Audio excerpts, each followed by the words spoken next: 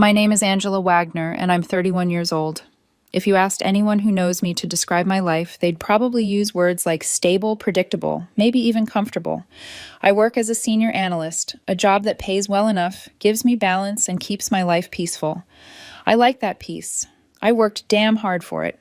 But peace has a way of cracking open in one moment, one sentence, one impulsive outburst from someone you trusted. For me, that moment happened yesterday in my own living room. William, my boyfriend of 4 years, stood in front of me with his hands shaking, his face twisted with self-righteous outrage. William, who used to be charming, attentive, funny, the man I once thought I'd build a life with. He was raised in money polished by privilege and adored by a father who believed the sun rose and fell because he willed it. And William absorbed every bit of that entitlement like oxygen. All because I had declined a promotion. You're a failure, Angela. My father was right about you. I had heard sharp words from William before. Subtle jabs disguised as advice comparisons to people he thought were more ambitious comments about my lack of drive. But nothing like this. Nothing that cut so deeply and so intentionally. I remember looking at him stunned, but strangely calm. He usually is, I said. Quiet, controlled, almost detached. He blinked, thrown off. What's that supposed to mean? Nothing, I murmured, just agreeing with you. But inside, something fractured. William was furious because I didn't want a promotion that required relocating across the country, working 70 hours a week, sacrificing everything I loved just for a title I didn't need. I make good money. I enjoy my weekends coaching youth volleyball. I have poker nights with friends. I like my life the way it is. That wasn't enough for him. You're pathetic, he spit out. I wasted 4 years on someone who's content being average. My dad says you'll never amount to anything. And there it was, the real truth. It wasn't just about the promotion. It was about a story he'd built in his head, fed by his father, Richard Carter, a man who owned a chain of luxury car dealerships, a man who had never liked me because I never bowed to him. Richard always believed William deserved someone who worshipped the ground he walked on. Cool, I said quietly. Tell Richard I said hi. William stormed off so violently the picture frame behind him fell off the wall. The slam of the bedroom door echoed through the condo long after he disappeared behind it. For 5 whole minutes, I sat on the couch, staring at the fallen frame, feeling the weight of everything he'd said pressing into my chest. I had known I wasn't Richard's ideal choice. I had known William sometimes viewed me through the lens of someone else's expectations. But hearing it said aloud, hearing William weaponize his father's judgment, cut deeper than I expected. And yet, as I sat there in the quiet, something else surfaced. A memory, a video, a secret. November 15th, 2:34 a.m. A Ring doorbell clip. I should have deleted. One that Richard had shared with family after a break-in scare. Everyone was supposed to remove the footage afterward. William never knew that I didn't. In the video, he was wasted, stumbling out of Richard's Mercedes S-Class. He clipped the garage door, scraped the entire passenger side along the brick pillar, then put the car in park, crookedly stumbled out, and of course threw up in Richard's prized rose bushes. At least $15,000 in damage. Richard never found out. William told him someone had hit the car at the country club. Richard filed an insurance claim. William begged me, literally begged, to stay quiet. Told me Richard would cut him off if he found out the truth. Said it would ruin his relationship with his father. I kept that secret for a year. But now his words sat in my chest like stones. My father was right about you. Maybe Richard deserved to be right about something else too. I opened my laptop, exhaled once, and attached the video to a new email. To Richard Carter. Subject, November 15th. Incident body. Richard, you once asked who damaged your Mercedes. William begged me not to show you this. Since you're always right about me being a failure, I figured you deserve the truth about your son. Angela. My finger hovered for only half a second before I clicked send. Then I picked up my phone and typed a short, simple text to William. Your dad's probably going to call you in about 20 minutes. You should answer. I set my phone down, stood, walked into the kitchen, and made myself a sandwich. The condo was quiet, soft, almost peaceful again. Though in my stomach something electric tingled anticipation, pity, maybe a little poetic justice. Exactly 18 minutes later, William's phone began to ring from inside the bedroom. He came storming out confused. Why is my dad calling? He snapped. Why are you smiling? No reason, I said lightly. You should answer. He did, and although I couldn't hear Richard's words, I didn't need to. William's face said everything. Confusion, shock, panic, terror. Dad, wait, what video? What are you talking about? No, that's not. Dad, just let me explain. I watched him crumble, watched his confidence melt away like something exposed for the very first time. He hung up, hands trembling. Angela, what did you do? I took a calm bite of my sandwich. Nothing, I said softly. Just shared some family memories. His chest rose in frantic bursts. You sent him that video, Angela. That's illegal. That's private. You can't just... Actually, I can, I replied. It's his camera footage. He shared it with family. I'm practically family after 4 years, right?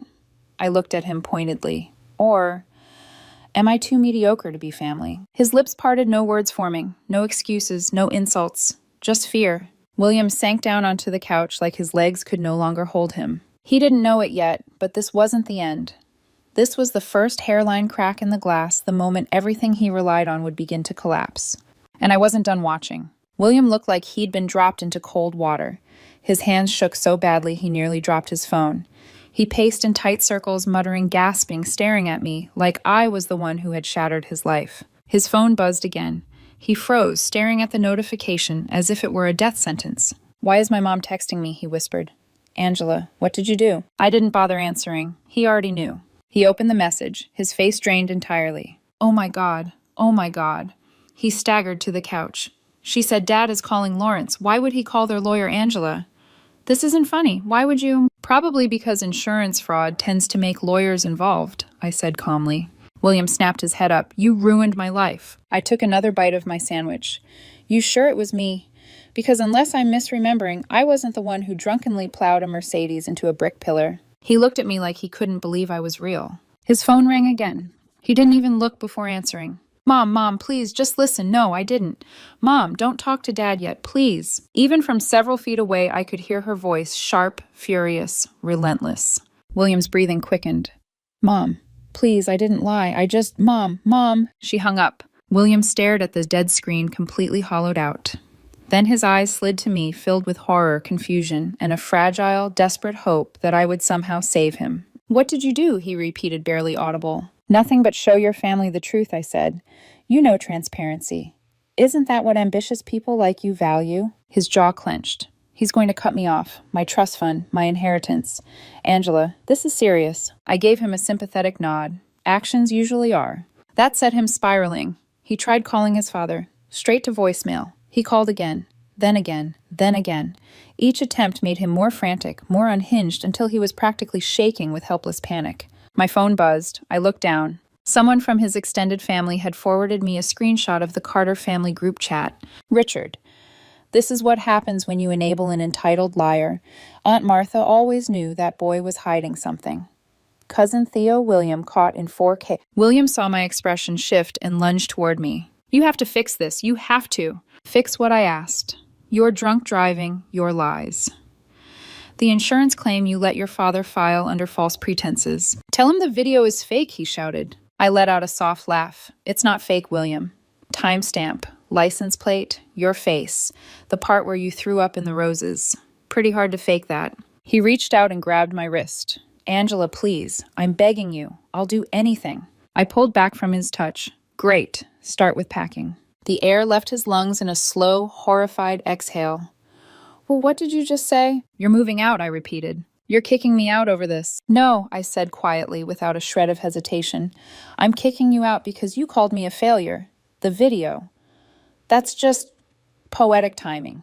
Before he could respond, his phone rang again. He stared at the caller ID with dread. Lawrence, family attorney. I watched him answer it with trembling fingers. Yes, I understand, but I'm his son. Yes, I realize that there must be something. Oh, his eyes glistened. He swallowed hard. Then he hung up. He's removing me from the will, he whispered. The trust fund is frozen, and he wants me to pay him back the deductible, and the insurance premium increases. How much? I asked softly. $5,000, he snapped, which I don't have because I spent it on. That little getaway to Miami with your buddies, I finished. Yeah, I saw the photos. His face twisted. William suddenly exploded, grabbing couch cushions and hurling them across the room. He shoved a lamp, knocked over a plant, sent a stack of mail flying like confetti. I stood. Stop! He froze mid-rage, chest heaving. You break anything else, I said evenly, and I call the police. Then everyone, not just your father, will know exactly who you are. He stared at me, sweating, terrified. He knew I meant it. "This isn't over," he whispered. "You're right," I said. "You still have to pack." But of course he didn't pack. Instead, he did the one thing I absolutely should have predicted. He summoned his personal echo chamber. At 10 a.m. the next morning, my buzzer sounded. I opened the door and immediately felt my remaining patience with humanity evaporate. Madison, Bailey, Anastasia, 3 people who spent more time posing with overpriced cocktails than using their frontal lobes. They shoved their way inside like they owned the place. "You need to fix this," Madison declared. She tossed her purse onto my coffee table like a lawyer slamming evidence in a courtroom drama. "Fix what I asked already, tired." This entire situation with William and his dad, Bailey said, adjusting her too tight crop top. Anastasia added, "You basically traumatized him. He's been crying all morning." William committed insurance fraud, I reminded them. They all gasped dramatically. "Everyone makes mistakes," Bailey exclaimed. "And some people," I said, "learn from them." William came out from the bedroom, fake crying, putting on the soft, wounded persona he always used when manipulation was the goal. "See," he sniffed. "Even they know you're being unreasonable." Madison raised her phone. "I'm recording this for evidence of your emotional abuse." I nodded. "Fantastic. Then record this too. All 3 of you are trespassing. Please leave now or I'll call the police."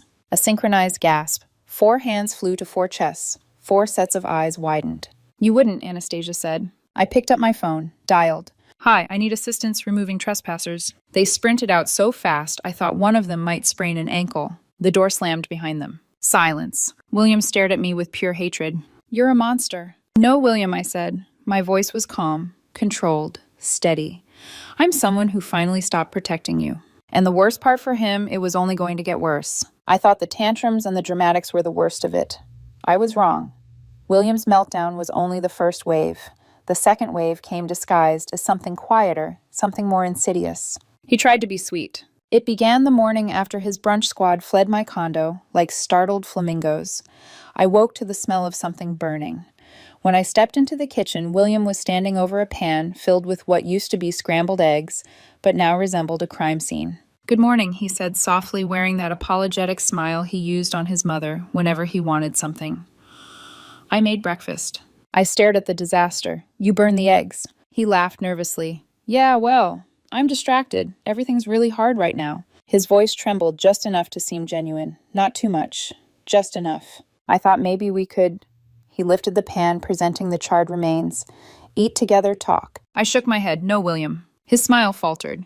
"Angela, please." "I'm not doing this," I said. "You're moving out. That hasn't changed." He set the pan down a little too hard. "I'm trying. Okay, I'm making effort. Isn't that what you always wanted?" "No, what I wanted was respect. You only try when you've run out of manipulation tactics." He winced like I'd slapped him, but he didn't deny it. The love bombing continued anyway. That afternoon, he offered to clean. Then he offered to fold laundry. That evening, he tried to kiss my neck while I was working on my laptop. "William," Marcia warned. He stepped back, sighing heavily, as if I were the unreasonable one. The next day, things escalated. I came home from a meeting to find him wearing nothing but one of my silky, button-up blouses, his attempt at some movie cliché seduction. He leaned against the doorframe of my office, pouty-lipped. "Remember Miami?" he asked. "Yes, the one your dad paid for. We could have that again. Just us. No stress, no fights." "With what money?" I asked.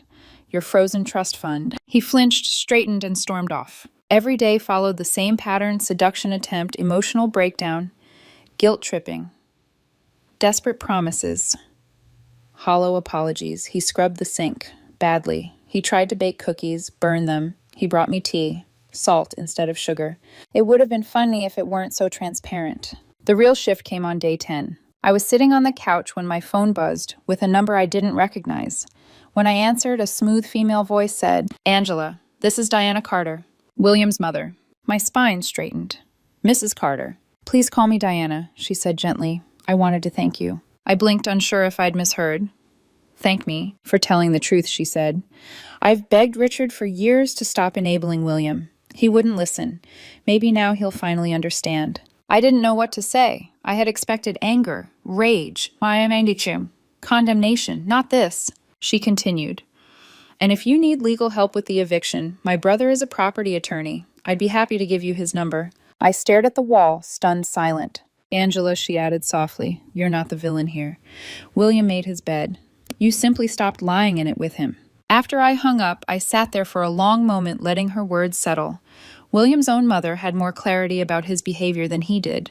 Day 12 brought chaos again. I came home to find my condo packed wall to wall with people. Loud music, beer bottles, strangers I'd never seen. What greeted me was a scene ripped straight out of a frat house. "What is this?" I demanded. William appeared with a red cup in hand. "Just some friends helping me pack," he said sweetly. There were no boxes, no tape, no suitcases, just drinking, laughing noise, and several people using my expensive candles as makeshift shot glasses. "You're trespassing," I announced. "All of you, out." A guy in a backwards cap stumbled forward. "Relax, babe, we're vibing." "I'm not your babe," I said coldly. "And you're leaving." He snorted and took a sip from a bottle he'd grabbed out of my fridge without permission. I didn't argue. I pulled out my phone and hit record. "Everyone has 60 seconds before I call the police," I said. That was all it took. People scrambled, tripping over shoes, grabbing bags, knocking into furniture. Someone toppled a plant. Someone else spilled beer on my rug. A girl in a glittery dress ran past me, clutching my air fryer, until I yelled, and she dropped it, bolting out the door. William threw his cup on the ground. "You're being dramatic." "No," I said. "You trashed my home." He gestured wildly. "I'm going through something." "You've been going through something your whole life," I replied. "It's called consequences." He froze, his face twisted with hatred. After the last straggler fled, I scanned the damage. Beer stains, a cracked lampshade. Someone had thrown up in my bathroom sink. William watched me silently, waiting for me to break, or yell, or cry. I didn't. "You're paying for all of this," I said. With what, he snapped. "You made sure I don't have money. Then, small claims court will force you to find some." He went silent. Day 16 brought yet another desperate tactic. William showed up at the doorway of my home office with a freshly printed letter. "It's illegal to kick me out," he said triumphantly. "I have tenant rights." "You are not a tenant," I reminded him. "You never paid rent. You never signed a lease." "This letter says..." That letter, I interrupted, holding out my hand, "is going to Diana's brother." The next morning, I sent it. By noon, he'd emailed a beautifully brutal response outlining exactly how wrong William's so-called legal argument was. William read it and turned pale. "You went to my mom," he whispered. "No, she went to me." He stared at me like he didn't know who I was anymore. But the real breaking point came on day 25. A knock sounded at the door. When I opened it, Richard Carter stood there, flanked by a tall, severe-looking man with slicked-back hair. William peeked out from behind me like a scolded child. Richard's jaw tightened. "Angela, we need to talk." "No," I said, "you need to leave." The taller man stepped forward. "My name is Dominic. I'm Richard's business partner. We'd like to resolve things as gentlemen." "Sounds like a speech," I said. Dominic offered a smile. "What would it take for you to delete the video?" I blinked. "I'm sorry, what?" "We're prepared to offer compensation," he continued. $50,000. I laughed. I couldn't help it. "You want to pay me 50 grand to destroy evidence of a crime while standing in my home," I said, "where my security camera is recording everything." Both men paled instantly. I pointed toward the ceiling corner. "Say hi to the camera." Dominic coughed. Richard swore under his breath. "Leave," I said, "and don't come back." They did. William closed the door behind them and turned to me, slowly realizing something no manipulative tactic could ever undo. He had lost control. All of it. All at once. And I wasn't going to save him. Eviction day was getting closer, and the closer it crept, the more unhinged William became. Not louder, quieter. Quieter in a dangerous, simmering way. The kind of quiet that meant he'd run out of theatrics and was now spiraling inward, fighting a losing battle against reality. On day 26, I walked into the living room and froze. William was packing. Not his things. My things. My grandmother's quilt was stuffed halfway into a garbage bag. My espresso machine sat in a moving box. My PlayStation, my throw pillows, even the decorative vases my sister bought me last Christmas. "What are you doing?" I demanded. He didn't even look up. "Packing." "For who?" "Me," he said simply. I walked over and pulled the quilt out of the bag. "Why is this in here?" He frowned, like I was being unreasonable. "Because it's basically mine. I use it all the time." I stared at him. "William, it was my grandmother's. It's not yours." He shrugged and kept going. "Well, I'm used to it. It's comfortable.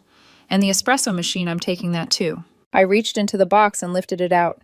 "This is mine." "I picked it out," he yelled. "It matches my aesthetic." I looked him dead in the eye. Aesthetic is not ownership. He clenched his fists, trembling with that familiar blend of entitlement and panic. "I deserve something, Angela.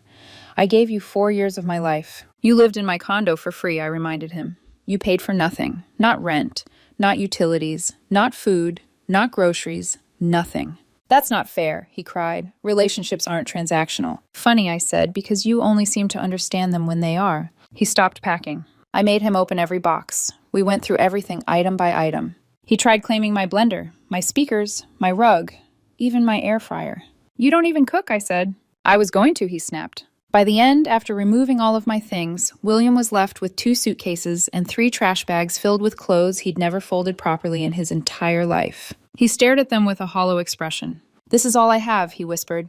4 years and this is all I have. My voice softened, not out of sympathy, but truth. Maybe you should have bought your own things instead of assuming mine belonged to you. He didn't answer. He just sat on the couch and stared at the floor.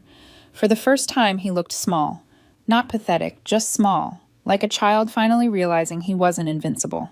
The morning of day 29, William's phone rang. He answered immediately, almost desperate. Dad, he breathed. He put the call on speaker, maybe hoping for my sympathy. What he got instead was reality. Richard's voice was sharp, cold, exhausted. William, your mother and I discussed this. You can come home, but there are conditions. William sat up. Anything, Dad. Anything. You'll work at the dealership, Richard said. Receptionist. $15 an hour.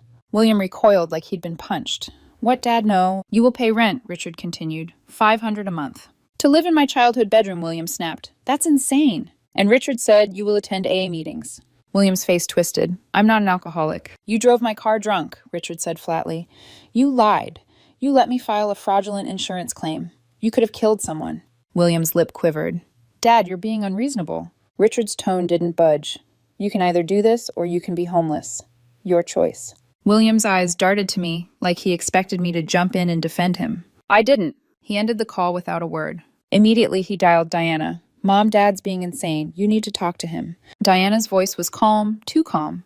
No, William. He's being generous. I wanted to charge you $800 for rent. You're taking his side, William shouted. William, she said gently. You're almost 30. You've never held a real job. You've lived off other people your whole life. This is your wake-up call. He shook his head violently. Mom, no, Mom. The offer stands for 24 hours, Diana said. Then you're on your own. She hung up. William dropped the phone and pressed both hands to his face. This can't be happening, he whispered. This isn't my life. He stayed in that position for a long time, silent, shaking, unraveling. At 3 o'clock, a knock came at the door. Larry, the building manager, stood there with a clipboard. Just checking she's leaving today, he said. I repeated. William was behind me. Yes, he is. Larry exhaled. Good. We've had multiple complaints about party's noise and someone throwing a wine bottle off the balcony last week. I turned slowly. William refused to meet my eyes. You threw a bottle, I asked. He crossed his arms defensively. I was upset. That could have killed someone, I said. Oh, please, he scoffed. You're being dramatic. Larry cleared his throat. He's banned from the building after today. Security has his photo. William choked on his breath. You can't do that. I just did, Larry said. By 5 p.m., the moment had arrived. Richard returned with the small moving truck. He looked older than the last time I'd seen him. More worn, more human. William, he said, let's go. William didn't move. His eyes were on me, pleading desperate. Angela, I'm sorry, he whispered. I didn't answer. I didn't mean what I said, he continued. He stood slowly, stepping closer. You're not mediocre. You're stable, strong. I need that. We can fix this. No, I said gently. You never wanted a partner. You wanted someone to sponsor your lifestyle while you pretended to be ambitious. His jaw trembled. That's not true. In 4 years, you've started 5 businesses I listed.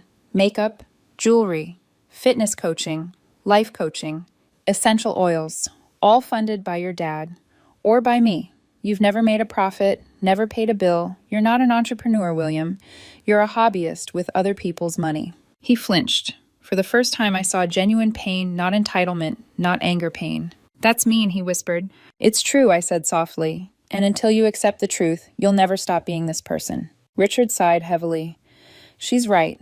You're coming home. You're working for me. Maybe in a few years. I am not working as a receptionist, William exploded. Then find your own way, Richard said. William looked between us. 2 people he'd manipulated for years. 2 people finally done with his games. I hate you both, he hissed. He grabbed his suitcases, stormed to the truck, and slammed the door. Richard picked up an envelope from the dashboard and handed it to me. The insurance deductible and premium increases, he said. $5,000. From his future paychecks. I shook my head. Keep it. I didn't do this for money. Richard nodded slowly. You're not mediocre, Angela. You might be the first real adult he's ever dated. I didn't reply. He left. The condo was quiet again. Peaceful. Finally. The moment the truck pulled away, something in the condo, something in me exhaled. The silence wasn't empty. It was full. Full of space. Full of air. Full of something I hadn't felt in months. Peace. I stood in the doorway for a while, watching the taillights shrink and disappear down the street. There was no triumph in me, no gloating, no satisfaction in his misery. Just the quiet certainty that I had finally stepped out of a storm I didn't realize I'd been walking through for years. After William left, I closed the door, leaned my back against it, and let the weight of the last month sink into my bones. The condo felt bigger and lighter, and strangely, new. Like I'd just unlocked a new version of my own life. The next morning, I deep cleaned everything. I scrubbed the stove, I wiped down every counter, I washed the throw pillows, I opened every window, I steamed the carpets. I even dusted the tops of the cabinets, the kind of cleaning you only do when you're trying to cleanse something deeper than dirt. By the time I finished, the condo smelled like lemon and eucalyptus instead of William's cologne and cheap beer from his disastrous party. I changed the locks again just for my own peace of mind.